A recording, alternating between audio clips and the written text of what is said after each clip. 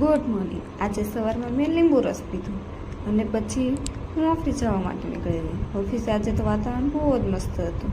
પછી સાંજે ઘરે એને જોયું તો મમ્મી તો કેરીનું અથાણું બનાવતા હતા. પછી તેમાં પહેલાં હળદર નાખવાની, પછી તેમાં થોડું મીઠું પણ નાખ્યું, પછી હળદર ઘટી તો પાછું હળદર પણ નાખી દીધી અને પછી તેઓને બેવ મિક્સ કરવાનું. પછી જ્યાં સુધી બેવ એકસાથે મિક્સ ન થઈ જાય અને હળદર અને મીઠું કેરીમાં ન લાગી જાય ત્યાં સુધી હલાવી રાખવાનું અને આવી રીતે થાય ત્યાં સુધી રાખી દેવાનું. પછી સાંજે રસોઈ પણ મારે બનાવવાની હતી. પછી મેં લોટ લીધો, તેલ અને મીઠું નાખ્યું અને ચૂટકી મારી ત્યાં તો લોટ બાંધીને તૈયાર. અને પછી આ મારી મસ્ત બનાવેલી મેં રોટલી. તમે કોમેન્ટ કરજો કે તમે કઈ રીતે લોટ બાંધો છો. અને આજે અમારું શાક વડીનું બનાવવાનું હતું. અમે તો વડી કેવી, તમે શું કહો તે કોમેન્ટ કરજો.